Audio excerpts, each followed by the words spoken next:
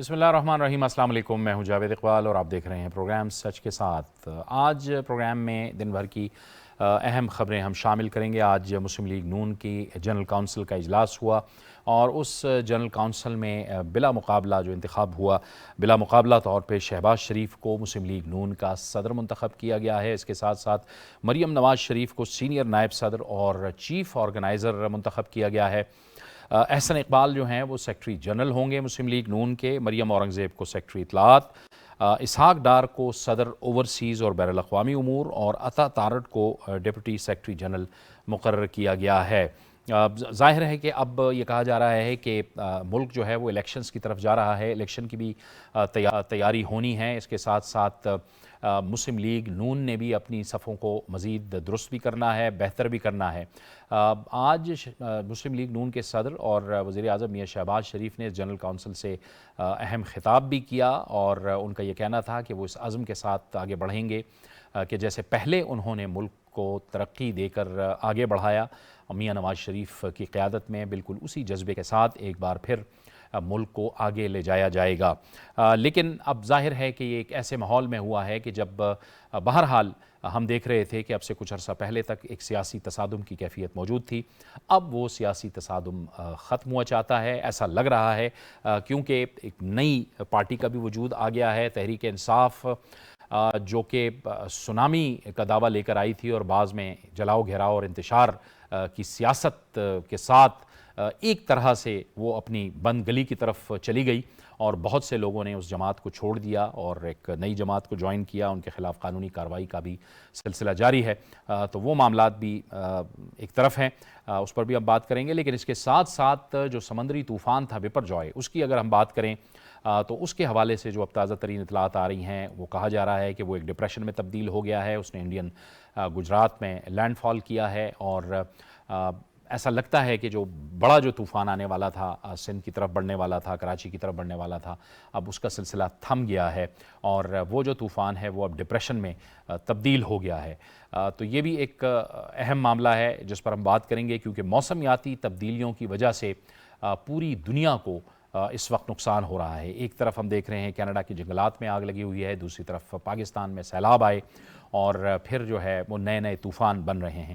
تو ان تمام معاملات پر ہم اپنے پروگرام کے پہلے حصے میں ہم بات کرنے جا رہے ہیں، کیونکہ ظاہر ہے پاکستان نے جو سیلاب دیکھا اس سے جو معیشت کی تباہی ہوئی وہ ہم سب کے سامنے ہے۔ پاکستان کو اربوں ڈالر کا نقصان ہوا اور اس کے بعد پاکستان پوری دنیا میں موسمیاتی تبدیلیوں کے حوالے سے ایک سفیر بن کے پوری دنیا کے سامنے گیا اور پاکستان نے اپنا مقدمہ بڑے مؤثر انداز میں سفارتی سطح پر پیش کیا، جسے پوری دنیا نے سنا اور بہرحال پوری دنیا میں ایک یہ انڈرسٹینڈنگ ضرور ہوئی کہ جو موسمیاتی تبدیلی کے مرتکب جو ممالک ہیں، جو کہ بڑے صنعتی ممالک ہیں، وہ اس بات پہ بہرحال راضی ہوئے کہ نقصانات کا وہ کسی حد تک ازالہ کریں گے۔ تو ان معاملات پر ہم بات کریں گے اور اس کے لیے ہمیں جوائن کر رہے ہیں اسٹوڈیوز میں سینئر صحافی و تجزیہ کار فاروق فیصل خان، آپ کو خوش آمدید کہتے ہیں۔ ہمیں جوائن کر رہے ہیں ماہر ماحولیات جناب ڈاکٹر وحید یوسف صاحب، ڈاکٹر صاحب آپ کو خوش آمدید کہتے ہیں۔ اور ویڈیو لنک پر ہمیں جوائن کر رہے ہیں ڈاکٹر آصف جاوید۔ ڈاکٹر آصف جاوید صاحب آپ کو بھی گفتگو میں بہت خوش آمدید کہتے ہیں۔ تو ڈاکٹر غلام صمد بھی ہمارے ساتھ ہیں۔ ڈاکٹر صاحب آپ کو بھی اپنی گفتگو میں خوش آمدید کہتے ہیں، ویڈیو لنک پر ہمارے ساتھ ہیں۔ طوفان کی تو ہم بات کرتے ہیں لیکن پہلی خبر پہ بات کر لیں۔ فاروق فیصل صاحب، آج یہ جو اہم پیش رفت ہوئی ہے، مسلم لیگ نون نے ایک بار پھر اپنے آپ کو ری الائن کیا ہے، ایک بار پھر صدر منتخب ہوئے ہیں شہباز شریف صاحب، مریم نواز جو ہیں وہ چیف آرگنائزر ہیں، سینئر نائب صدر ہیں۔ کیا آپ کو سیاست میں ایک بار پھر آپ کو ایک جارحانہ پن نظر آئے گا؟ دیکھیں، ری آرگنائز تو نہیں ہے، ایک ان کی ریکوائرمنٹ تھی کانسٹیٹیوشنل جو ہے الیکشن کمیشن کے تحت رجسٹرڈ پارٹی ہے، اسے ہر 4 سال بعد جو ہے اپنے عہدیدار جو ہے وہ منتخب کرنے ہوتے ہیں، تو اسی کے تحت وہ جو ایک روٹین کی کارروائی تھی جس میں انہوں نے عہدیدار منتخب کیے ہیں۔ رہی بات یہ کہ جو شہباز شریف صاحب نے جو آپ نے اپنے انٹرو میں کا جو باتیں کی ہیں اور انہوں نے اپنی خطاب میں سب کہہ کے بھی میاں نواز شریف آئیں گے اور وہ آ کے اپنی پارٹی کی قیادت کریں گے، لیکن کمپین میں اب وہ کیسے کریں گے ایک بہت بڑا ایک سوال ہے، اور یہ ایک ان کے جو نااہلی کے حوالے سے جو ہرڈل ہے جو کہا جاتا تھا، لیکن وہ بھی اگر آپ نے فالو کیا ہو تو آج سینٹ میں جو قانون جو ہے وہ پاس ہوا ہے، بالکل الیکشن ایکٹ 2017 کے جو اس میں جو ترمیم کی گئی ہے اور اس میں وہ جو رکاوٹ تھی وہ تقریباً دور ہو گئی ہے، اور وہ وہ یہی ایک ہے بار نااہلی کہ کے 5 سال جی تک ہاں کے لیے یہ جو 63 جی ہاں یہ مستقل نااہلی نہیں ہے، یہ 5 سال کے لیے نااہلی ہوگی۔ اب اس میں تھوڑی سی رکاوٹ آئے گی، ظاہر ہے جس طرح صدر مملکت ہمیشہ ہر بل میں کرتے ہیں۔ اب جب نواز شریف جب واپس آئیں گے اس وقت جس کی طرف آپ نے اشارہ کیا ہے نا کہ وہ سیاسی ماحول جو ہے وہ گرم ہوگا، اور ظاہر ہے کہ تمام پولیٹیکل پارٹیز جو اسٹیک ہولڈرز ہیں اس میں پیپلز پارٹی بھی شامل ہے، اور سونامی کا آپ نے ذکر کیا، سونامی جو ہے وہ خود ہی سونامی کا شکار ہوگی نا اپنی پالیسیز کے باعث۔ ہو سکتا ہے وہ اتنی افیکٹو الیکشن کمپین میں یا ماحول بنانے میں اتنا نہ ہو، باقی یہ ہے کہ ان کا فالوور اور ووٹر کیا کرتا ہے یہ دیکھنے والی بات ہوگی۔ گرما گرمی اور ساری جو ہے جو نیا رنگ جو ساری چیزیں ہیں وہ ہر چیز جو وابستہ جو ہے آپ کی وہ آپ کے آئندہ الیکشن سے، جب تک آپ الیکشن ہو نہیں جاتا، کوئی نئی حکومت سامنے آ نہیں جاتی جسے عوام کا مینڈیٹ حاصل ہو، گو کہ اس حکومت کو بھی مینڈیٹ حاصل ہے، الیکٹڈ حکومت ہے، اور پہلے عمران خان تھے، یہ تحریک عدم اعتماد کی وجہ سے یہ آئے، تو یہ بھی تو ڈائریکٹ ووٹ لے کے آئے ہوئے ہیں۔ لیکن وہ جو عدم اعتماد ہوا، جو معیشت میں تھوڑی سی خرابی آئی اور دنیا کا جو اعتماد شیٹر ہوا، وہ آپ کا الیکشن سے ہی بحال ہوگا، اور وہ ایسے ہی لگ رہا ہے کہ جیسے آئندہ 3-4 ماہ میں وہ الیکشن ہو جائیں گے، کیونکہ آج الیکشن کمیشن نے اناؤنس بھی کر دی ہے کہ شاید 31 جولائی تک جو ہے آپ اپنے ووٹرز کی رجسٹریشن جو ہے آپ اپنی کروا لیں اگر آپ کی نہیں ہوئی تو۔ بالکل ٹھیک۔ اب ہم جائیں گے سمندری طوفان کی طرف۔ ڈاکٹر صاحب آپ فرمائیے گا کہ وہ جو ایک خطرہ تھا وہ تو ایسا لگتا ہے کہ ٹل گیا ہے اور اب وہ ڈپریشن میں تبدیل ہو گیا ہے۔ بہت شکریہ بردر جاوید اشرف صاحب کہ جو سمندری طوفان ہے پہلے ان کو تھوڑا سا سمجھنے کی ضرورت ہے نا کہ کس طریقے سے پاکستان اور خصوصاً جو کراچی ہے یہ سطح سمندر سے ایک تو نیچے ہے، یعنی اگر خدا نہ کرے یہاں پر کسی آفت کا ہمیں براہ راست سامنا کرنا پڑے تو بہت زیادہ تباہی کا ہم شکار ہو سکتے ہیں۔ 3 پلیٹس ہیں، عربین پلیٹس ہیں، یوریشین پلیٹس ہیں اور انڈین پلیٹس ہیں، جو ہمیں انفیکٹ طوفان کو اس طرف آنے نہیں دیتی اور اس کو بچا کے بھی رکھتے ہیں۔ لیکن دوسری طرف یہی پلیٹ جو کہ متحرک پلیٹ ہیں، ایکٹیو پلیٹس ہیں، اگر یہ حرکت میں آتی ہیں تو زلزلے پیدا ہوتے ہیں اور زلزلے کے نتیجے میں سونامی آ سکتا ہے۔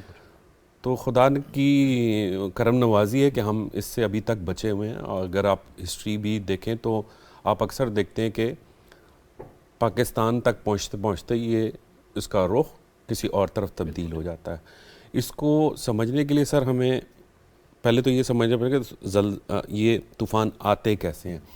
جب سطح سمندر کے اوپر عالمی درجہ حرارت بہت تیزی سے تبدیل ہو رہا ہے اور آنے والے دنوں میں جو 1.5% کی ہم توقع کر رہے ہیں، تو جو سطح سمندر سے 50 میٹر نیچے تک جب درجہ حرارت 26-28 ہو جاتا ہے، جو کہ ویسے منفی تقریباً ہوتا ہے، تو آبی بخارات بنتے ہیں اور وہ اوپر کی طرف چل پڑتے ہیں۔ اور اس کو آپ تھوڑا سا آسان زبان میں سمجھاؤں تو ایک سلنڈر کے اندر آپ گیس بھر دیں فل، اور پھر اس کو جب آپ چھوڑتے ہیں تو وہ تیزی سے اوپر جاتی ہے، وہ ایک جیسے چھتری سی بناتے ہیں۔ تو جب ہوا کا دباؤ جس طرف بڑھتا ہے تو وہ اس طوفان کی سمت کا تعین کرتا ہے۔ تو جو درجہ حرارت کی تبدیلی تیزی سے ہوتی ہے، جیسے ابھی بیبر جوائے کی ہم بات کریں تو اس کے اندر ایسا ہوا کہ جیسے اکثر ہوا کہ پاکستان کے حوالے سے، کراچی کے حوالے سے، کہ درجہ حرارت کے اندر تیزی سے تبدیلی کی وجہ سے وہ اس کی رفتار سست پڑ گئی۔ جب اب رفتار سست پڑتی ہے تو اس کی جو اثرات ہیں وہ کافی کم ہو جاتے ہیں۔ اور اگر آپ پچھلے کچھ سالوں کی اچھا، میں ڈاکٹر صاحب آپ کی طرف آتا ہوں۔ ہمیں اس وقت ٹیلی فون لائن پہ سندھ کے وزیر بلدیات جناب سید ناصر حسین شاہ صاحب جوائن کر رہے ہیں۔ شاہ صاحب آپ کو بہت خوش آمدید کہتے ہیں، فرمائیے یہ تو چلیں اللہ کا شکر ہے کہ کچھ بہتری ہوئی، یہ جو طوفان جو ہے وہ ڈپریشن میں تبدیل ہو رہا ہے اور کچھ زندگی معمول پر بھی آنے لگی ہے، لیکن ظاہر ہے آپ لوگوں نے ایک بڑی ایک ایفرٹ کی تھی، ساحلی علاقوں سے لوگوں کو بھی منتقل کیا تھا، یہ بھی ظاہر ہے ان کو واپس لے جانا، اور پھر بہت سے علاقوں جیسے سجاول ہے اس سے اطلاعات بھی آ رہی ہیں کہ بہرحال وہاں ظاہر ہے طغیانی بھی آئی، تیز ہوائیں بھی چلیں، نقصانات بھی ہوئے۔ ناصر حسین شاہ صاحب جی، بسم اللہ الرحمن الرحیم، اللہم صلی علی محمد وآل محمد۔ جی الحمدللہ، جو بہت زیادہ خطرہ تھا وہ تو نہیں ہوا، جو نقصانات اس طرح سے نہیں ہوئے، لیکن یہ جو ہماری ساحلی پٹی ہے، ٹھٹھا، سجاول، بدین، پھر بارش کا اثر عمر کوٹ اور تھر پارکر کی طرف بہت ہے، اور یہ کوشش کی گئی، جیسے ہی میٹ سے یہ فورکاسٹ ہوئی تو سی ایم صاحب خود وہاں پہ گئے ان علاقوں میں، اور پھر وہاں سے ہم نے منتقل کرنا شروع کیا جو لوگ اس میں آ سکتے تھے، اور کوئی بہت بڑے تعداد میں کوئی 75,000 سے بھی زیادہ لوگوں کو وہاں کیمپ میں منتقل کیا گیا. اور اب ظاہر ہے ان 2 ڈسٹرکٹس میں تو واپسی کا شروع کر رہے ہیں، اور باقی وہاں پہ کچھ ہے پدین کا کچھ حصہ، اور پھر عمر کوٹ اور تھرپارکر میں بڑی شدید بارش ہے، اور وہاں پہ کچھ ایشوز ہیں، لیکن اللہ خیر کرے گا. لیکن کوئی ایسی بڑی کیجویلٹی بھی نہیں ہوئی اور کوئی اس طرح کا بڑا نقصان نہیں ہوا. یہ ناصر حسین شاہ صاحب، یہ کیٹی بندر وغیرہ جو علاقے ہیں جن میں ظاہر ہے تیز ہوائیں چلی ہیں، طغیانی آئی ہے، لوگ وہاں پہ مقامی کہہ رہے ہیں کچھ نقصانات بھی ہوئے ہیں. ظاہر ہے ہم پہلے بھی سیلاب سے بھی متاثر ہوا سندھ بہت زیادہ، اس کے نقصانات بھی ابھی تک پورے نہیں ہو پائے، لوگوں کی اس طرح سے جو ایک بحالی ہوتی ہے اس طرح سے نہیں ہو پائی. مشکلات تو ہیں، بڑے مشکلات ہیں. اس کے لیے بھی آپ نے کچھ ارینجمنٹ کی ہوئی تھی، بیچ میں پھر بجٹ بھی آیا، آپ لوگ وہاں بھی مصروف رہے، لیکن ظاہر ہے ان کو کمپنسیٹ کرنے کے لیے بھی سندھ حکومت جو ہے پلان بنا رکھا ہے کچھ. جی بالکل، 20 لاکھ کے قریب جو گھر ہیں وہ ڈیمیج ہوئے ہیں، اور ان کو بنانے کے لیے کام شروع ہے، اس کا پورا ڈیٹا بھی ہے، اور وہاں پہ کام شروع ہو چکا ہے. سب کے تو ابھی نہیں ان کو وہ سپورٹ مل سکی، لیکن کچھ علاقوں میں یہ کام شروع ہے، اور اس میں تیزی سے ہم لوگ کوشش کر رہے ہیں کہ ان کو یہ سارے فنڈز وغیرہ دیے جائیں، اور وہ جو کچھ بہت جن کے بڑی ریپوٹیشن اچھی ہے این جی اوز کی، ان کے تھرو یہ کام ہو رہا ہے ہر جگہ پہ. اور بلکہ ایک کام چیئرمین بلاول بھٹو زرداری صاحب کے احکامات پر سی ایم صاحب نے کیا ہے کہ جو لوگ رہتے تھے لیکن ان کے پاس مالکانہ حقوق نہیں تھے ان جگہوں کے، ان کو وہ مالکانہ حقوق بھی دیے جا رہے ہیں. اور جی ناصر صاحب بہت بہت شکریہ آپ کا. آپ ہمیں جو سندھ کی مجموعی صورتحال ہے اس سے آگاہ کر رہے تھے. ڈاکٹر صاحب میں آپ کی طرف آتا ہوں. ڈاکٹر آصف جاوید صاحب بھی ہمارے ساتھ ہیں، میں چاہوں گا ان کو بھی گفتگو میں شامل کریں. ڈاکٹر آصف صاحب، اب ظاہر ہے کلائمیٹ چینج ایک بہت بڑا مسئلہ ہے پوری دنیا کے لیے. پاکستان اس سے متاثر ہوا، پھر ہم نے دنیا کے سامنے یہ معاملہ رکھا. اب ہم دیکھ رہے ہیں کہ جو ہم کہہ رہے تھے کہ یہ مسئلہ صرف پاکستان کا نہیں ہے، یہ اور ملکوں میں بھی یہ معاملات ہو سکتے ہیں. کینیڈا کے جنگلات میں آگ لگی ہوئی ہے جس سے نہ صرف کینیڈا بلکہ پورا امریکہ متاثر ہوا ہے، اور دوسری طرف ہم دیکھ رہے ہیں کہ طوفان بھی آ رہے ہیں، سیلاب بھی آ رہے ہیں. کچھ سوچ سمجھنے کی بھی ضرورت ہے پوری دنیا کو. جاوید صاحب بہت شکریہ آپ کو پروگرام میں انوائٹ کرنے کا. جس طرح آپ نے کہا کہ ہم پچھلے سال سے لگے ہوئے ہیں، ہم جو سائنٹسٹ ہیں پچھلے 10-20 سال سے لگے ہوئے ہیں، یہی چیز دنیا کو ریئلائز کر رہے ہیں کہ جو اس کی کنسیکوینسز ہیں وہ پھر ایسا نہ ہو کہ ہمارے جو ایکسپیکٹیشن اس سے کہیں زیادہ ہو جائیں. جاوید صاحب بات اس طرح جس طرح ڈاکٹر صاحب نے سمجھایا بڑے اچھے طریقے سے ہریکین کے بارے میں یا سائیکلون کے بارے میں. سلیس زبان میں یہ ہے کہ جب پانی سمندر کا گرم ہوتا ہے تو اس سے پھر سائیکلونس آتے ہیں اور پھر بھی آئیں گے. لیکن سائیکلونز ہو گئے، یہ فلڈز ہو گئے، یہ تمام کے تمام نیچرل پروسیسز ہیں. کلائمیٹ چینج صرف ان کو ایگزیجریٹ کرتا ہے. میں کہتا ہوں کہ یہ ابھی ٹائم نہیں ہے کہ ہم سوچیں، ہم پالیسیز بنائیں. This is actually the time era of consequences. اور بلکہ اگر میں اس کو ایگزیجریٹ کر کے بتاؤں تو یہ ایرا آف کیٹاسٹرفی ہے. ایک کے بعد دوسری کیٹاسٹرفی آ رہی ہے. ابھی فلڈز کا سیزن ختم نہیں ہوا، ابھی یہ ہریکینس کی تھریٹ شکر الحمدللہ سبسائڈ ہو گیا. لیکن جاوید اقبال صاحب امپورٹنٹ بات یہ ہے کہ کیا ہم ان تمام ایشوز کو بیک برنر پہ ڈال کے ہم آرام سے بیٹھ جائیں گے اور ہم اپنی فیوچر جنریشن کو یہ میسج دیں گے کہ ہم آپ کے لیے کچھ نہیں کر سکے. کیونکہ امپورٹنٹ چیز یہ ہے، یہ تمام جو چیزیں ہیں یہ اب لوگوں کو سمجھ آ چکی ہیں. امریکہ میں بھی یہ بہت زیادہ پہلے تو امریکہ اس کے بہت زیادہ خلاف تھا، اس نے کیوٹو پروٹوکول سائن نہیں کیا تھا، پھر اس کے بعد پیرس ایکارڈ سے باہر نکلا. اب تو جب سے جو بائیڈن کی گورنمنٹ آئی ہے تو ان میں بھی ریئلائزیشن آ گئی ہے، انہوں نے امریکہ کو باقاعدہ لے آئے ہیں واپس پیرس ایکارڈ میں. دوسرا، پاکستان جیسے ملک کے لیے ان کی بہت زیادہ اہمیت ہے. جیسے آپ نے کہا کہ پاکستان نے اس ایشو کو بہت ہائی لائٹ کیا، بہت پہلے ہائی لائٹ کرنا چاہیے تھا، اور یہ بہت ضروری بھی ہے. کیوں ضروری ہے؟ کہ Pakistan has been consistently rank among the top 10th vulnerable country جس پہ افیکٹ آ رہے ہیں کلائمیٹ چینج کے، in the form of hurricanes, in the form of floods, in the form of drought waves, تمام چیزیں. لیکن جو امپورٹنٹ چیز ہے، بہت زیادہ امپورٹنٹ، وہ یہ ہے کہ ہم یا صرف یہی ڈسکس کرتے رہیں گے کیا ہم یہی کہیں گے کہ ریسکیو کیا لوگوں کو فلڈز آئے ہم آرمی کی طرف دیکھتے رہیں گے they are very good in rescue? ہم کوئی long term policies long term management strategies کیا ہماری اپنی کیپیسٹی کبھی یہ ڈیولپ نہیں ہوگی؟ ہمارے پاس بڑے اچھے وارننگ سسٹم ایگزسٹ کرتے ہیں، جیسا ابھی یہ سمندری طوفان آ رہا تھا ہمیں پتہ لگ گیا، آر وی پریپیئرڈ؟ ابھی پھر مونسون کا سیزن آنے والا ہے، تو پھر اس میں ہم کیا کریں گے؟ مطلب ہے ہماری کیا اسٹریٹجیز ہیں، کس طرف ہم لے کر جا رہے ہیں؟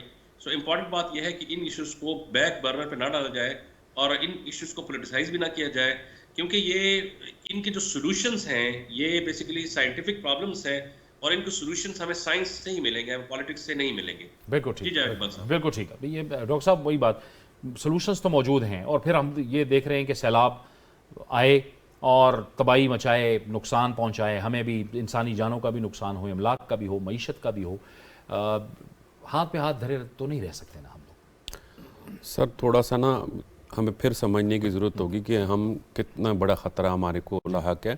اگر میں 1985 سے لے کر آج دن تک جو بحر عرب اور اس کے نواحی علاقوں کے اندر طوفان جنم لیے ہیں ان کو میں بتاؤں تو پہلا 1985 میں آتا ہے، پھر اس کے بعد 1993 میں آتا ہے، دیکھیے کتنا فرق ہے، پھر اس کے بعد 98 میں آ رہا ہے، پھر 2001 میں آ رہا ہے، 4 میں آ رہا ہے، یہ فریکوینسی بہت چھوٹی ہوتی چلی جا رہی ہے۔ اور جس طرح کا پچھلے سال سیلاب آیا وہ سیلاب سے زیادہ بالکل اس طرح تھا کہ بلوچستان کا سارا پانی، سندھ کا سارا پانی ایک جگہ جمع ہو گیا، اور آبی گزرگاہوں کے اوپر جو ہم نے بنائی تھیں ان کا صحیح انتظام و انصرام ہم نہ کر سکے، تو ہمیں یقیناً ڈاکٹر صاحب نے بالکل ٹھیک ہے، اب ہمیں سوچنے سے آگے بڑھنا پڑے گا۔ اور دوسرا جو امپورٹنٹ چیز ہے کہ پاکستان کا ماحولیاتی تبدیلی اور دیگر عوامل کے حوالے سے جو بھی تحقیق ہے یا ڈیٹا ہے وہ اس کے لیے ہم بیرون ملک پر انحصار کرتے ہیں، یعنی ہم نے اگر کوئی ڈیٹا لینا ہے تو جو ایشیا کے اندر انڈینز اس کو کنٹرول کر رہے ہیں وہ دیکھ رہے ہیں، یا ہم دوسرے مغربی ممالک کے ڈیٹے پہ انحصار کرتے ہیں، تو ہمیں اب تیزی سے کام کرنا ہوگا۔ جیسے بلاول بھٹو صاحب جو ہمارے وزیر خارجہ ہیں، انہوں نے پچھلی COP 27 کے اندر بجا کہا کہ ماحولیاتی ہرجانہ لوگوں کو دینا پڑنا چاہیے، لیکن دیکھیے دنیا کا ریسپانس اتنا اچھا نہیں آیا۔ پچھلا سیلاب کے اندر پاکستان کا 50% ڈوب گیا تھا، خدا نہ کرے اس کا اگر 25% دوبارہ آ جائے، کیونکہ اس وقت بھی کوئی 20% علاقے ایسے ہیں جو پانی میں ڈوبے ہوئے ہیں، تو ہم شاید پاکستان معاشی طور پہ بھی بہت پیچھے چلا جائے گا اور پوری دنیا کو شاید ہمیں، اور کیونکہ پاکستان کو صرف ان چیزوں سے نہیں، ہمیں گلیشیئر کے پگھلاؤ کا بھی سامنا ہے، ہمیں جو ہمارے گلگت بلتستان کے اندر سب سے بڑے گلیشیئرز ہیں، دنیا کی 2 بڑی چوٹیاں، وہ جتنی تیزی سے ملیں وہ سینکڑوں چھوٹی چھوٹی جھیلیں جنم لے چکی ہیں، خدا نہ کرے وہ برسٹ ہوتی ہیں، جیسے عطا آباد لیک نے جنم لیا، تو نیچے ڈاؤن سٹریم کے اندر آپ دنیا سوچ نہیں سکتی کہ کتنی بڑی انسانی آفت کا سامنا ہوگا، کیونکہ پاکستان اگر متاثر ہوتا ہے اتنی بڑی تعداد میں تو صرف پاکستان نہیں ہوگا، پوری دنیا ہوگی، اور اس کے اندر پاکستان کا کوئی قصور نہیں ہے کہ ماحولیاتی تبدیلیوں کے اندر جو عوامل کردار ادا کر رہے ہیں، پاکستان کا اس میں شاید 0.00% کہیں پہ ہے، لیکن ہم جو اس سے متاثرین میں سے ہم 7 اور 8 کے درمیان کہیں بیٹھتے ہیں، تو دنیا کو بھی سوچنا چاہیے اور ہمیں بھی اس کے لیے بہت بھرپور تیاری کرنی چاہیے۔ ڈاکٹر غلام صمد صاحب، COP 27 میں یہ بات بڑی تفصیل سے ہوئی کہ ایک بڑا پاکستان کی ایک اچیومنٹ تھی جس کا ذکر بھی کیا ڈاکٹر وحید صاحب نے، ایک تو ایجنڈے میں شامل کیا کہ نقصانات کی تلافی ہونی چاہیے، اور اس بات کا اعتراف بھی کیا گیا جو صنعتی ممالک تھے کہ جی ہم ایک فنڈ کے قیام پہ راضی ہوتے ہیں۔ کیا وجہ اس طرح سے پھر رسپونڈ نہیں کر سکے؟ ہم نے تو اپنا کیس بڑا اچھا وہاں پیش کیا، اور اب تو اگلی COP 28 آ رہی ہے دبئی میں۔ جی بالکل، اس میں جو فنڈامنٹل بات ہے وہ تو یہ ہے کہ ریئلائزیشن ہے گلوبل لیول پہ، لیکن انفارچونیٹلی اس ریئلائزیشن کے لیے جو فنڈ کی کمٹمنٹ ہے وہ انفارچونیٹلی نہیں آ رہی ہمیں۔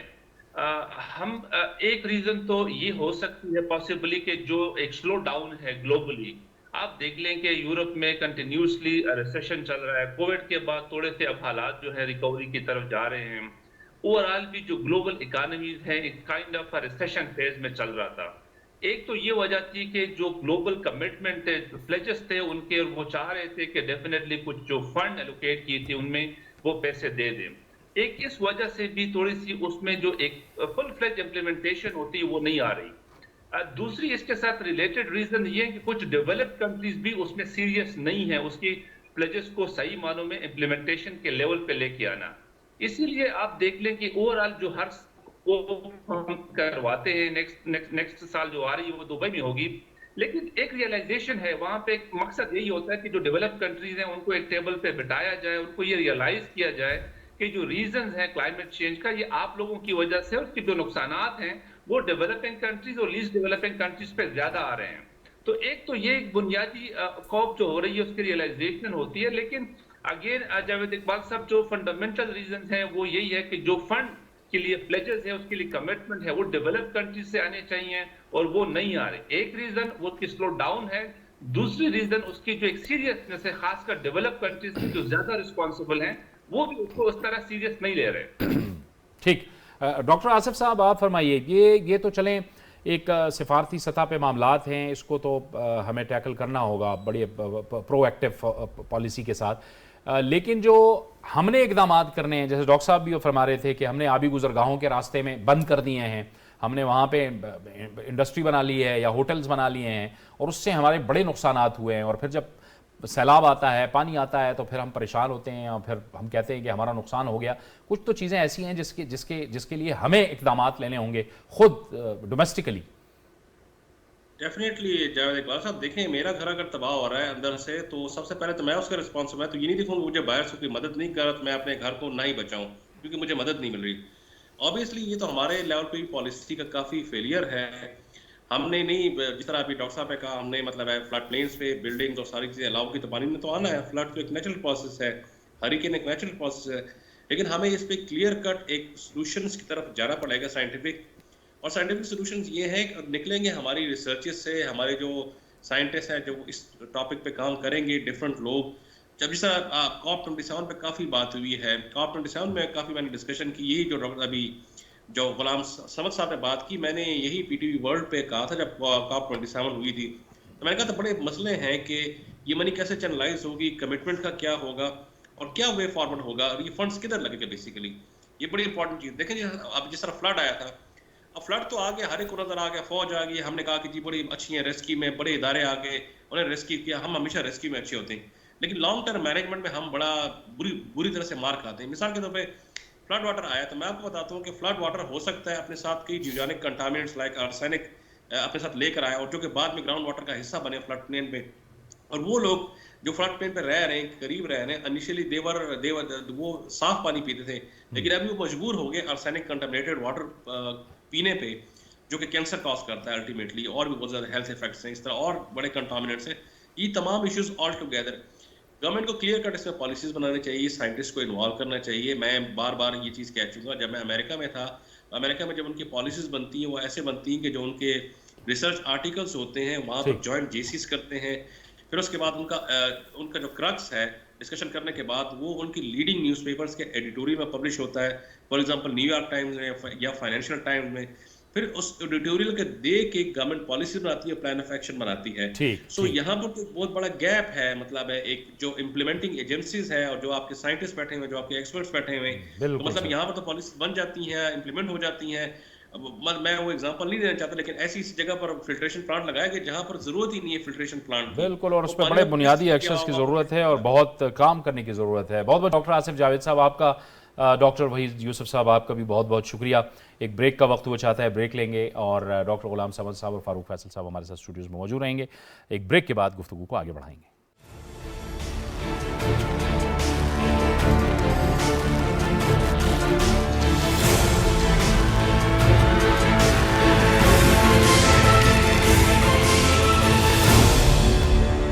پروگرام میں ناظرین ایک بار پھر آپ کو خوش آمدید کہتے ہیں. وزیر اعظم شہباز شریف نے آذربائیجان کا دورہ کیا, آپ سے 2 روز قبل, اور انتہائی اہم معاہدوں پر دستخط کیے. پاکستان اپنی معیشت کے حوالے سے اپنے تمام معاشی آپشنز اور سفارتی آپشنز استعمال کر رہا ہے.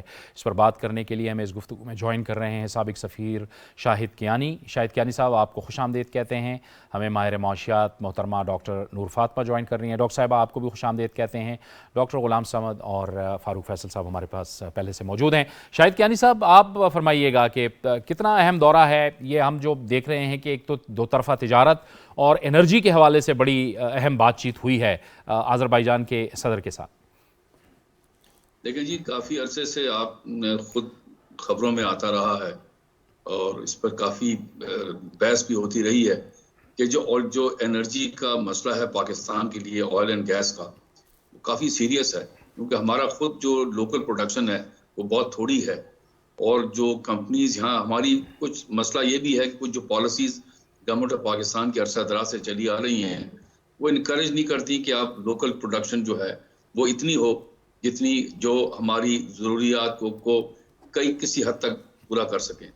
تو اب یہ ہے کہ ہم جو آئل اینڈ گیس ہے یہ ہم امپورٹ کرتے ہیں ساری، زیادہ تر تو گلف سے کرتے ہیں، مہنگی بھی پڑتی ہے ہمیں. تو اب یہ جو وزیر اعظم صاحب گئے ہیں آذربائیجان، اس سے پہلے آپ کو پتہ ہے کہ روس سے تیل لے کر آئے. بڑی کامیابی ہے یہ کہ سستے داموں جو ہمیں تیل مل رہا ہے، اور پھر وہ چین کی کرنسی میں ہم واپس کریں گے، چینی کرنسی میں. تو یہ آذربائیجان سے گیس جو ہے LNG کی، وہ سنا ہے نیکسٹ اگلے مہینے تک آ جائے گی. تو یہ بہت بڑی کامیابی ہے. حکومت پاکستان کو چاہیے کہ اسی پہ جاری رکھیں کہ آلٹرنیٹیو ہونا چاہیے کہ بھئی اگر وہاں سے کوئی مشکل پڑتی ہے تو کم از کم یہاں سے آئے. ابھی یہ کہ اگر یہاں افغانستان میں حالات کسی طرح بہتر ہوتے ہیں، ان کا بارڈر ایران سے ملتا ہے، لیکن اگر کیونکہ لینڈ لاکڈ ہیں، جتنی سینٹرل ایشین ریپبلکس ہیں وہ لینڈ لاکڈ ہیں، تو وہ اس وقت اپنا جو گیس ہے یا آئل، یہ وہاں سے ترکی سے ہوتا ہوا گریس اور ٹرکی میں بھی، یہ اٹلی میں بھی بھیج رہے ہیں. اگر افغانستان میں حالات بہتر ہوتے ہیں تو یہ جو تیل ہے، یہ جو تیل یا گیس ہے، اس کی پائپ لائن پاکستان تک پہنچ سکتی ہیں اور پاکستان سے گلف سے باہر جا سکتی ہیں. تو یہ کامیابی ہے حکومت پاکستان کی. اور تجارت کے معاملے میں بات چیت ہوئی، ایئر لائنس جی ایئر لائنس ان کی یہاں پر کیا کہتے ہیں آپریٹ کریں گی. تو یہ اچھی چیز ہے، کرنا چاہیے کہ نیبرہڈ میں جو آپ کے ملک ہیں ان کے ساتھ تجارت ہونی چاہیے، کیونکہ اسی سے جہاں پر آپ کو سستا پڑتا ہے، جہاں سے آپ اکنامکلی ایڈوانٹیج ہے، وہیں پر آپ کو کرنا چاہیے. ملک کا سب سے بڑا، بالکل ٹھیک ہے، سب سے بڑا مسئلہ یہ کیونکہ اندرونی جو اسٹیبلٹی نہیں ہے، اس کی وجہ سے حکومت جو ہے اس طرف فوکس نہیں کر رہی. لیکن اب جو انہوں نے یہ کام کیا ہے اس کو سراہنا چاہیے. یہ بہت بڑا اسٹیپ لیا. ٹھیک ہے ڈاکٹر صاحبہ، آپ بتائیے نور فاطمہ صاحبہ کہ ہم اپنے تمام آپشنز کو استعمال کر رہے ہیں کہ ایک طرف ہم دیکھ رہے ہیں کہ IMF کا ایک پریشر ہے، ایگریمنٹ نہیں ہو پا رہا، مختلف شرائط سامنے آ رہی ہیں، لیکن دوسری طرف ہم اپنی آپشنز کو بھی دیکھ رہے ہیں.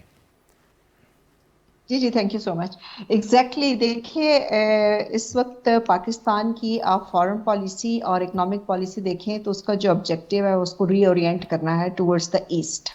اور اس میں آپ دیکھیے سب سے پہلا جو سٹیج تھی وہ رشیا کے ساتھ ہم نے اس کو ری اورینٹ کیا، اور اس کا رزلٹ جو ہے جیسے ابھی ایمبیسڈر صاحب کہہ رہے تھے کہ ایک اکنامیکل آئل کی امپورٹ کی صورت میں ہوا. اب ہم سینٹرل ایشیا، جو کہ پہلے بھی سینٹرل ایشیا کے ساتھ ہمارے ریلیشنز تو کافی کارڈیل تھے، لیکن ہم نے اس کو ایک اکنامک آبجیکٹیوٹی میں کہیں اس اسکیم میں ہم نے اس کو نظر نہیں اس کو رکھا نہیں پرائرٹی پہ. تو اب آپ دیکھیے کہ جو گیس کا یوز ہے، انرجی بیسیکلی دیکھیے اس وقت آپ کو آپ کے ملک میں جو سب سے بڑا پرابلم، اگر آپ ڈیٹ جو آپ کا سرکولر ڈیٹ ہے اس کو آپ دیکھتے ہیں تو وہ آپ کا فیول کا امپورٹ انرجی اور جو آپ کی انڈسٹری کے لیے انرجی چاہیے. انڈسٹری جو ہے ہمارے پاکستان سے نکل کے جا رہی تھیں بہت عرصے سے، اور اس میں ایک ون آف دا ریزن جو ہے وہ کاسٹ آف ڈوئنگ بزنس تھا، اور وہ جو high cost of doing business, اور وہ اب کم ہو سکے گا، خاص طور پہ جب آپ کے پاس گیس بھی اکنامیکل آئے گی اور فیول بھی اکنامیکل آئے گا. آلٹرنیٹیو ہمارے پاس اب آپشنز ہیں. اور اس میں خاص طور پہ رشیا سے جو آیا اس کے ساتھ تو ہمارا ڈالر کی جو ہمارا فارن ایکسچینج ریزرو کا سیو کرنا بھی ہے، چونکہ وہ یوان میں ہوا. تو اس طرح کی چیزیں ہیں جس سے ایک الٹرنیٹ ہم اب اس کو فارن پالیسی اور اکنامک پالیسی کے آبجیکٹیو کو اب میٹ کرنے کی کوشش کر رہے ہیں. So it is very encouraging اور یہ بہت ہی دیکھیے اپنا جو نیریٹو ہے نا ہمارا پاکستان جو ہے اس نے انویسٹمنٹ رجیم اوپن کر دی تھی 1990s میں, بٹ انفارچونیٹلی اس کو اس طریقے سے اس کا وہ نیریٹو بلڈ نہیں ہو سکا اور بتایا نہیں جا سکا کہ پاکستان کیا کیا سہولیات پرووائڈ کر رہا ہے انویسٹمنٹ کو پاکستان میں لانے کے لیے, اور اس کو بتانا بہت ضروری تھا. میرا خیال ہے پرائم منسٹر نے اس کو سٹارٹ کر دیا اور it will be taken forward. جی شاہد کیانی صاحب, وہی کہ اکنامک ڈپلومیسی پہ ہمارا فوکس اب آ چکا ہے, اکنامک ڈپلومیسی. دیکھیں جی, اصل چیز جو دو ملک کے میں جو تعلقات ہوتے ہیں نا, جو سیمنٹ ہوتی ہے وہ ہوتی ہے business, people to people contact business ہیں, جس کی وجہ سے دونوں ملک جو ہیں وہ اپنی جو ریلیشن شپ کو انلارج کرتے ہیں. اور یہی ابھی ڈاکٹر صاحب بھی کہہ رہی تھی, یہی چیز ہے جو پاکستان کی جو خارجہ پالیسی عرصہ دراز سے پیسفل ہے, وہ ایگزسٹنس ہے, لوگوں سے ریلیشن ٹھیک کرتے ہیں, لیکن ہم نے اپنے ایسٹ, اپنے جو اپنا نیبرہڈ ہے, اس کو ہم نے اگنور کیا. اب اس طرف جو ایسٹ کی طرف جا رہے ہیں یہ, یا نارتھ ایسٹ کی طرف جاتے ہیں, یہ سینٹرل ایشین ریپبلکس ہیں, یہ ایک نہیں ہے, یہ تو 7-8 اور ہیں, اور سب مال و مال ہیں گیس, آئل اینڈ گیس سے. سب کو ٹیپ کرنا چاہیے, سب کے ساتھ بات چیت کرنی چاہیے, اپنا جو ایکسپورٹ ہے بڑھانا چاہیے, ان کے ساتھ ٹریڈ ریلیشن شپ کو انلارج کرنا چاہیے, تب جا کر کوئی حالات ٹھیک ہوں گے. یہ جو صرف ہم کئی دفعہ یہ سوچتے ہیں کہ جی وہ مسلمان ملک ہیں, ہم مسلمان ملک ہیں, یہ کبھی ریلیشن شپ ان بیسز کے اوپر کبھی بھی انلارج نہیں ہوتی, نہ یہ کوئی کامنالٹی ہوتی ہے. یہ جو ریلیشن شپ ہیں یہ کوئی ایگزسٹنس ہے, یہ سگنیفیکنس ہے اپنی جو نیبرہڈ کا, اس کے اندر یہ اکنامک, کیونکہ اکنامک جب تعلقات بڑھتے ہیں تو یہ ایک پریشر ہوتا ہے بزنس کمیونٹی کا اور عام آدمی کا, کیونکہ عام آدمی پر ان چیزوں کو دیکھتا ہے اور وہی حکومت کے طرح پریشر بھی ڈالتا ہے کہ جی آپ ان ملکوں کے ساتھ تعلقات پیدا کریں. اور ہم نے یہ اس کو طرف بالکل ٹھیک کیا ہے, اور ہم امید کرتے ہیں کہ حکومت جو ہے, اس جو بھی حکومت آئے, یہ ہے اگلی حکومت ہے, اس چیز کو جاری رکھیں, کیونکہ ہمارا سب سے بڑا مسئلہ یہ ہے کہ فارن پالیسی کا ریلیشن شپ جیسی دوسری حکومت آتی ہے وہ کہتی ہے انہوں نے غلط کیا ہے, ہم اس کو چھوڑ دیتے ہیں. یہ نہیں ہونا چاہیے, تعلقات بنانے چاہیے اسٹیپ بائی اسٹیپ. فاروق فیصل صاحب, وہی بات کہ تھوڑی سی سانس آئی ہے, تھوڑا سا ہم دیکھ رہے ہیں کہ ایک سیاسی عدم استحکام کی جو ایک صورتحال تھی وہ اب ذرا بہتری کی جانب آپ کو لگتا ہے کہ جا رہی ہے, کیونکہ ہم دیکھ رہے تھے کہ تحریک انصاف میں ایک بہرحال وہ تو ایک سیاسی پارٹی تھی, لیکن اس نے جو کچھ کیا, جو بلوائی, جو شرپسندی اس نے کی, وہ ڈی اسٹیبلائزیشن فیکٹر بن چکا تھا ایک. دیکھیں ہمیشہ جب مشکلات آتی ہیں تو اس کے بعد آسانیاں بھی آتی ہیں. وہ اس لیے آتی ہیں کہ جب آپ پہ مشکل پڑتی ہے تو پھر آپ سوچتے ہو کہ یار مجھے اس مشکل سے نکلنا کیسے ہے. تو وہی سیم کیس جو ہے وہ آپ پاکستان پر, حکومت پر اپلائی کر لیں کہ اتنی زیادہ معاشی جو تھی ڈسٹربنس تھی اور پریشر تھا اور مشکلات تھیں, تو اس کے نکلنے کے لیے جو روایتی راستے تھے وہی تو رکاوٹیں پیدا کر رہے تھے کہ ہماری جو سمت تھی اکانومی کی وہ ساری جو ہے وہ IMF, ورلڈ بینک, ان سے کہ بھی ہمارے ہاں اگر کوئی خسارہ ہو جاتا ہے, ہم اپنے اخراجات پورا نہیں کر سکتے تھے, تو ہم ان کی طرف دیکھتے تھے اور وہ اپنی اسٹریٹجی وائز جو ہے وہ ہمیں قرض بھی دے دیتے تھے, لیکن ہمیں پھنسا بھی دیتے تھے. اگر وہ اتنے ہی ہمارے ہمدرد دوست ہوتے تو ہمیں اس صورتحال سے نکالتے نا, لیکن انہوں نے تو اس ساری صورتحال میں ہمیں اور زیادہ دبایا ہے.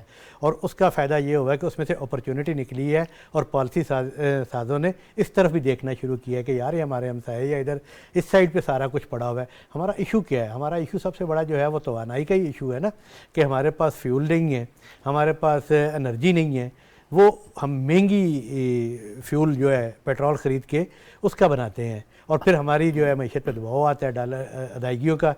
تو اب یہ حل نکالا گیا اس مشکل پہ کہ یار یہاں پہ لوگ اور بھی آپ کو دینے کے لیے تیار ہے, اور صرف ڈالر ہی نہیں کسی اور کرنسی میں بھی ایکسچینج ہو سکتی ہے. لیکن یہ اتنا آسان نہیں ہے یہ جو ساری باتیں کرنا کہ یار ڈالر سے ہٹ کے جو ہے جن کا ڈالر استعمال کرتے تھے, جن کے ڈالر کا استحکام تھا, جن کی ساری دنیا پہ حکمرانی ہی ڈالر پر انحصار کی وجہ سے ہے. جب آپ کا ڈالر پہ انحصار کم ہوگا تو ظاہر ہے وہ آپ کو ایسے ایزی جانے نہیں دیں گے. اور اس کا اشارہ تو اسحاق ڈار بھی کر چکے ہیں کہ جو ہے IMF جو ہمیں نہیں دے رہی, یا یہ ساری جیو پالیٹکس بھی چل رہی ہے. یہ آپ میں شاہد کیانی صاحب سے یہی سوال پوچھوں گا. شاہد کیانی صاحب, یہ اسحاق ڈار صاحب نے بڑی ایک اہم بات کی ہے کہ IMF کے تناظروں میں کہ وہ بھی ایک جیو پالیٹکس کر رہا ہے اس خطے میں. جو کچھ ہو رہا ہے آپ کی ظاہر ہے ایک بڑی گہری نظر ہے اس پہ, یہ بڑی اہم بات کی ہے انہوں نے کہ بہرحال یہ ادارہ بھی اب جیو پالیٹکس کر رہا ہے. دیکھیں جی, ابھی کچھ اس پر ایک کل یا پرسوں آرٹیکل بھی آیا, میں ڈیلی نیوز یا ڈان میں تھا, لیکن اس کو یہ ایک ریئلسٹ اپروچ آپ کی ہونی چاہیے کہ یہ چیزیں ہوں گی، اس سے آپ لڑ نہیں سکتے. یونائٹڈ اسٹیٹس کا، ورلڈ بینک، IMF کی جتنی انٹرنیشنل فائنینس انسٹیٹیوشنز ہیں، سب سے بڑا کنٹریبیوٹر وہ ہیں. جو کنٹریبیوٹ کرتا ہے وہ پھر ڈیسائیڈ بھی کرتا ہے اور وہ پھر اپنے پریشر بھی یوز کرتا ہے. اس سے آپ بچ نہیں سکتے، اس سے آپ لڑ نہیں سکتے. بہتر یہ ہے کہ ان کے ساتھ بیٹھ کے بات کی جائے، یا بیہائنڈ دا سینز بھی ہوتی ہے. فارن پالیسی کا سب سے بڑا جو ایسپیکٹ میں نے 34 سال میں دیکھا ہے کہ بہت ساری چیزیں سامنے نظر آتی ہیں، بہت ساری چیزیں آپ خاموشی کے ساتھ بات چیت کی جاتی ہے، اور خاموشی سے بات چیت کرنی بہتر ہے بجائے کہ پبلکلی آپ ایئر کریں. اس سے فائدہ کوئی نہیں ہوتا. اس سے جو یونائٹڈ اسٹیٹس کا انفلوئنس ہے انٹرنیشنل انسٹیٹیوشن میں یا اور ویسٹرن کنٹریز کا جو ہے وہ ہمارے کہنے سے کم نہیں ہوگا. بہتر یہ ہے کہ ریئلسٹ اپروچ ہونی چاہیے، ان سے بات کی جائے کہ آپ کی مجبوریاں بھی ہیں، ہم تیار ہیں کرنے کے لیے، لیکن بہت ساری مجبوریاں ہماری جو ڈومیسٹک جو ایشوز ہیں، غربت ہے بہت بڑی، ہیوج قسم کی آبادی ہے، پاورٹی ہے بہت زیادہ. ہم اتنے بڑے ٹیکس نہیں لگا، لیکن جو ہم نے خود کرنا ہے وہ تو کریں. ٹیکس بیس کو انلارج کریں کہ جو پبلک، جو ایسی پبلک سیکٹر کی جو کمپنیاں جو چل نہیں رہی ان کو کریں. لیکن جو خود آپ کر سکتے ہیں وہ تو کریں نا، تاکہ آپ کا جو پریشر آپ کے اوپر ہے وہ کم ہوگا. تو یہی میں کہہ سکتا ہوں. باقی وہ پبلکلی ایئر کرنا میں نہیں سمجھتا کہ کوئی عقل مندی ہے. جی ہاں، لیکن یہ ایک اپنے مفادات کے مطابق شاید کیانی صاحب آگے بڑھنا ہوتا ہے. اس کا ضروری نہیں ہے کہ اس کا اظہار کیا جائے. ڈپلومیسی کے اندر اپنے مفادات کے مطابق ایک دوسرے کو اس سے بات کرنا، انگیج کرنا ہوتا ہے. کیانی صاحب جی بالکل یہ ہے کہ آپ دیکھیں، اور آپ کے سفیر باہر بیٹھے ہوئے اسی لیے ہی ہیں کہ آپ ان کو میسج دیں، وہ بات کریں گے اور حالات کو بہتر کریں گے. ٹھیک ہے، ہماری جو مشکلات ہیں ساری دنیا کو لوگوں کو پتہ ہے، لیکن جو اس وقت حالات آ گئے ہیں، کافی ہماری جو اکنامک کنڈیشن ہے کافی کمزور ہے، اور ہمیں چاہیے کہ اس سے نکلیں.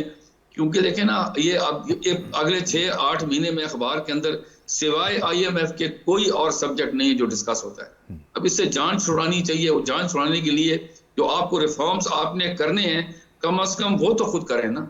وہ سب کو پتہ ہے ریفارمز کیا ہیں، وہ پینفل ہیں، لیکن اس پینفل ریفارم سے ہی نکلا. جس طرح کسی ڈاکٹر کسی کو آپریٹ کرتا ہے اس لیے کرتا ہے کہ اس کا کوئی اور علاج نہیں ہے، وہ پینفل ہوتا ہے، لیکن اس کے بعد مریض ٹھیک ہونا شروع ہو جاتا ہے. تو یہ ہمیں کرنے پڑیں گے. ان کو چاہیے کہ حکومت عوام کو پارلیمنٹ کے فلور پہ کھڑے ہو کر کہے کہ جی یہ چیزیں ہم نے کرنی ہیں، اس میں سے گزرنا ہوگا. یہ مشکل وقت ہے لیکن انشاءاللہ حالات بہتر بھی ہوں گے. تو یہ ضروری ہے. جی مشکل فیصلے پھر سیاسی حکومتوں کے لیے مشکل بھی ہوتے ہیں فاروق فیصل صاحب. ان کو ایک قیمت ادا کرنا پڑتی ہے. جیسے کہ اب آپ دیکھ رہے ہیں کہ یہ جو حکومت ہے، جس سے کہا تھا کہ ہم ریاست بچانے کے لیے، ہم اپنی سیاست بچانے کے لیے نہیں. ظاہر ہے یہ لوگ آئے ایک مشکل صورتحال میں بیٹھے اور اب اس کو فیس بھی کر رہے ہیں. تو مشکل تو ہوتا ہے ایسے فیصلے کرنا. بالکل جی، کرنے پڑیں گے. جو میں بات کر رہا تھا کہ جو مشکلات آتی ہیں، ابھی تو آپ کو یہ جو ریلیف مل رہا ہے جو وٹس ایور، ابھی اس کا کیا میچور ہونا ہے، یہ تو بالکل شارٹ ٹرم ہے نا. بالکل سر. تو ان ساری پالیسیز کو لانگ ٹرم بھی کرنا ہے.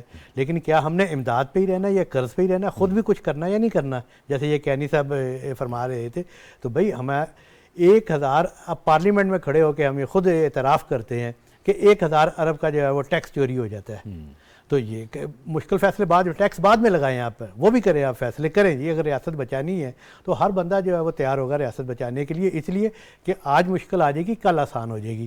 تو لیکن یہ جو ٹیکس چوری ہے، جو ایک صنعت جو ہے، کوئی اپنا ریئل اسٹیٹ جو ہے وہ بجٹ کے دوران بتایا جا رہا تھا اس ڈبیٹ میں کہ 500 ارب روپے کا ٹیکس جو ہے وہ ریئل اسٹیٹ جو ہے وہ چوری کر جاتی ہے. 55 ارب روپے کا ٹبیکو انڈسٹری کر جاتی ہے. اس طرح کی 6-7 انڈسٹریز مل کے 1000 ارب کا. ایک تو یہ ہو گیا. پھر آپ کی جو انٹیٹیز ہے، ریلوے ہے، PI ہے، اسٹیل مل ہے، جو منافع بخش ادارے نہیں ہیں، یا تو اس کی مینجمنٹ بہتر کرے کہ وہ ارن کر سکے. باقی دنیا میں سارے ارن کر رہی ہیں نا، اور پرائیویٹ سیکٹر بھی ارن کر رہا ہے. اگر گورنمنٹ سیکٹر میں وہ ارن نہیں کر سکتی تو پھر ان سے جان چھڑائی جائے. اور مطلب وہ بھی تقریباً دیکھیں نا، لاسٹ ایئر آپ نے 172 ارب روپے کے آخری 4 ماہ میں ٹیکس لگائے اپنی ضروریات کو پورا کرنے کے لیے. لیکن آپ کی پاکستان اسٹیل ملز، آپ کا PIA، آپ کا ایک اور کوئی ریلوے ملا کے وہ 200 ارب سے زیادہ کا خسارہ کر جاتا ہے.